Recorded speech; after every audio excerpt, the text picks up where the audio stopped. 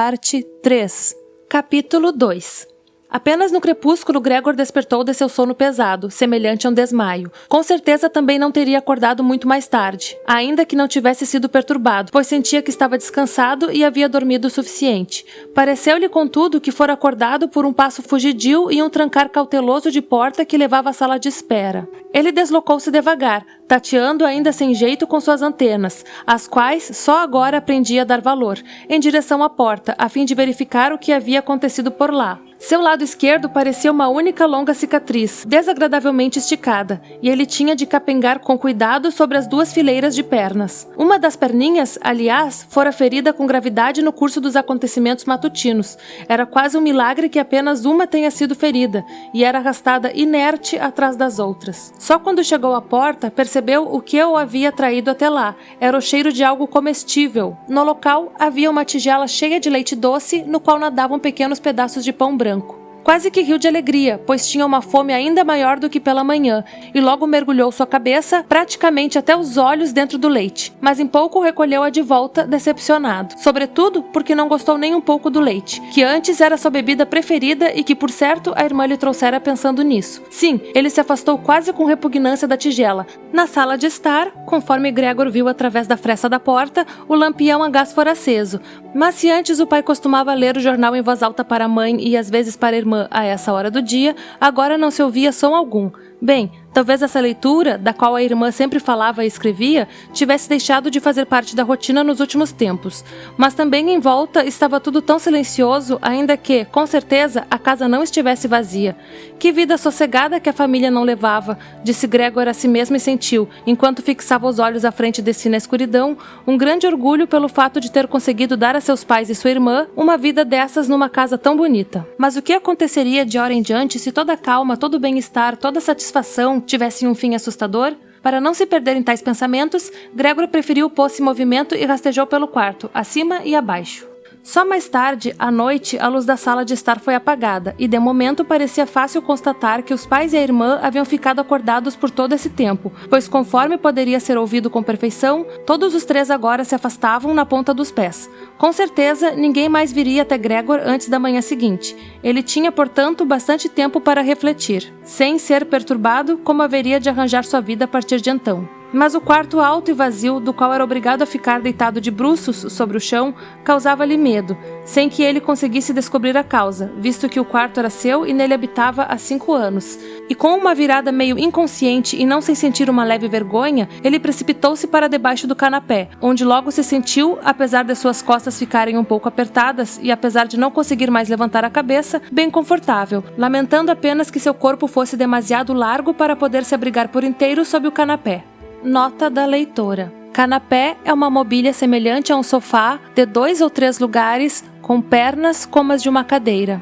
Já bem cedo pela manhã, ainda era quase noite, Gregor teve a oportunidade de provar a força de suas decisões recém-tomadas, pois vinda da sala de espera, a irmã, quase totalmente vestida, abriu a porta olhando com expectativa para dentro. Ela não descobriu logo, mas quando percebeu que ele estava embaixo do canapé, assustou-se de tal maneira que, sem lograr conter-se, voltou a bater a porta com força antes mesmo de entrar. Mas como se tivesse se arrependido de seu comportamento, voltou a abrir a porta em seguida e, parecendo se dirigir a um doente grave ou até mesmo a um estranho, entrou na ponta dos pés. Gregor havia deslocado a cabeça quase que até as bordas do canapé e observava os movimentos dela. Será que ela chegaria a perceber que ele havia deixado o leite intacto, embora isso não tivesse nada a ver com falta de fome? E será que traria outra comida para dentro, que se adequasse melhor às suas atuais necessidades? Caso não fizesse por si mesma, ele preferiria morrer de fome do que chamar a atenção dela a respeito, ainda que na verdade sentisse uma vontade monstruosa de sair de onde estava,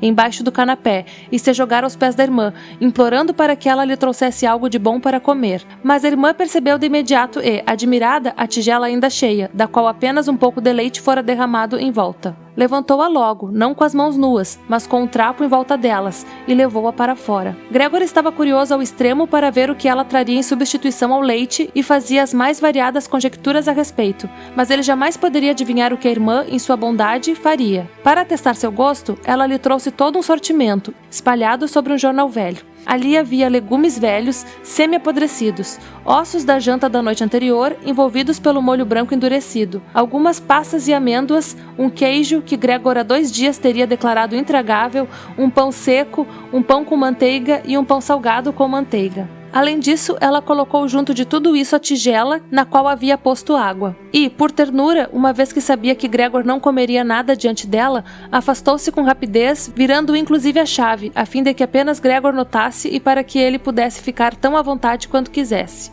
As perninhas de Gregor uniram quando ele se dirigiu à comida. Suas feridas, aliás, já deviam estar de todo saradas, pois ele não sentiu mais nenhum incômodo no movimento das pernas. Será que agora estou menos sensível? Pensou ele enquanto chupava um queijo com voracidade, para o qual, antes de todos os alimentos, sentira-se atraído de maneira imediata e enérgica. Rapidamente, com os olhos lacrimejando de satisfação, ele devorou um atrás do outro o queijo, os legumes e o molho. As comidas frescas, ao contrário, não lhe agradavam. Não conseguia suportar nem mesmo o cheiro dela, e inclusive arrastou as coisas que queria comer até um outro lugar um pouquinho afastado. Já estava pronto, com tudo a tempo, e apenas ainda permanecia deitado, preguiçoso, no mesmo lugar, quando a irmã, em sinal de que ele deveria se retirar, girou a chave devagar. Isso alarmou-o de imediato, embora estivesse quase cochilando, de modo que se apressou a voltar para baixo do canapé. Mas lhe custava um alto sacrifício imenso ficar embaixo do canapé, ainda que durante o curto espaço de tempo em que a irmã permanecia no quarto, pois devido à comida farta, seu corpo havia se arredondado um pouco e ele mal conseguia respirar na estreitez do cantinho. Foi desse jeito que Gregor passou a receber sua comida dia a dia. Com que tipo de desculpas haviam conseguido voltar a afastar de casa o médico e o serralheiro naquela primeira manhã, Gregor não pôde ficar sabendo. Visto que eles não conseguiam compreendê-lo, ninguém pensava, nem mesmo a irmã, que ele poderia compreender os outros. E assim ele tinha que se contentar, quando a irmã estava em seu quarto, em escutar aqui e ali seus suspiros e clamores aos santos. Só mais tarde, quando ela já havia se habituado um pouco a tudo, é evidente que jamais poderia ser falado de uma habituação completa, Gregor apanhara no ar alguma observação, de intenção carinhosa ou que pelo menos poderia assim ser interpretada. Ora, mas hoje ele gostou da comida, ela dizia quando Gregor havia se metido com fome ao pote, ao passo de que quando a situação se mostrava inversa, coisa que se tornava cada vez mais frequente, ela cuidava em dizer, quase triste, mais uma vez deixou tudo de lado. Mas Gregor não ficava sabendo de nenhuma novidade de maneira imediata, ouvia sempre algo nos aposentos vizinhos e, bastava escutar uma voz qualquer deles, corria logo até a respectiva porta e grudava seu corpo inteiro a ela. Em especial nos primeiros tempos, não acontecia nenhuma conversa que, de um jeito ou de outro e ainda que secreta, não tratasse dele. Durante 2 dias, em todas as refeições, pôde ouvir deliberações a respeito de como eles deveriam se comportar a partir de então, mas também nos períodos entre café, almoço e jantar, falavam sobre o mesmo tema, pois sempre havia pelo menos 2 membros da família em casa, uma vez que ninguém queria ficar em casa sozinho e também não se podia, de nenhum modo, abandonar de todo o apartamento. A empregada, logo no primeiro dia, não estava muito claro o que e quanto ela sabia a respeito do que acontecera, caiu de joelhos implorando à mãe que a demitisse logo, e quando ela se despediu 15 minutos depois, agradeceu pela demissão debaixo de lágrimas como se estivessem lhe prestando o maior favor do mundo e fez, sem que ninguém lhe pedisse, o solene juramento de não contar a ninguém o mínimo que fosse. Agora, pois, a irmã também tinha de, junto com a mãe, cozinhar. Em todo caso, aquilo não exigia muito esforço, pois não comiam quase nada. Beber parece que também não bebiam nada. Já no decorrer do primeiro dia, o pai havia exposto, tanto a mãe quanto a filha, a situação financeira em que estavam, bem como as perspectivas em relação ao futuro. Aqui e ali levantava da mesa e pegava seu pequeno cofre forte, que ele conseguira salvar da falência ocorrida com seu negócio há 5 anos, algum tipo de comprovante ou mesmo um livro de notas. Escutava-se como ele destrancava a complicada fechadura, fechando-a depois de ter tirado o que procurava. Esses esclarecimentos do pai foram, em parte, as primeiras coisas agradáveis que Gregor ouviu desde que fora encarcerado.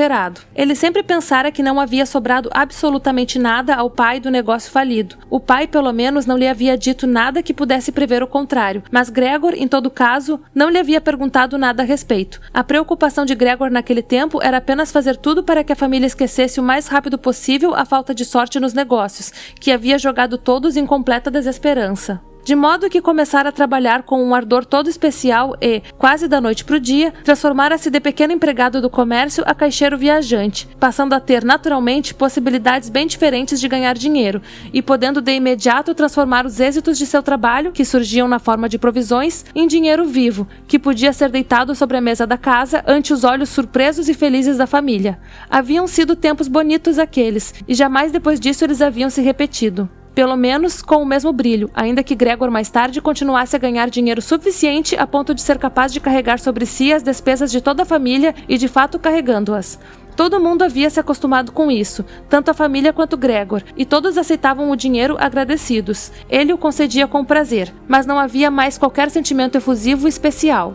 Esses pensamentos, que em sua atual situação eram totalmente inúteis, passaram-lhe pela cabeça enquanto ele se colocara ao pé da porta e escutava. Por vezes, em virtude do cansaço geral, ele não conseguia ouvir mais nada, e por descuido deixou a cabeça bater a porta, voltando logo a recolhê-la, pois até mesmo o pequeno ruído que ele havia ocasionado na ação fora ouvido no aposento ao lado, emudecendo a todos. "O que é que ele estará fazendo outra vez?" disse o pai, depois de um intervalo, visivelmente virado para a porta, e só depois disso a conversa foi sendo retomada aos poucos. Gregor tomou então pleno conhecimento, pois o pai costumava ser repetitivo muitas vezes em seus esclarecimentos, em parte porque ele mesmo já não se ocupara há tempos nesse tipo de coisas, em parte também porque a mãe não entendia tudo logo da primeira vez, de que, apesar de toda a desgraça, ainda tinham à disposição sobra dos velhos tempos, um patrimônio, em todo caso bem pequeno, que os juros tinham feito crescer um pouquinho naquele ínterim. Além disso, o dinheiro que Gregor havia trazido todos os meses para casa, ele reservava apenas alguns florins para si mesmo, não havia sido consumido por completo e formara um pequeno capital. Gregor, atrás de sua porta, meneou a cabeça de maneira efusiva,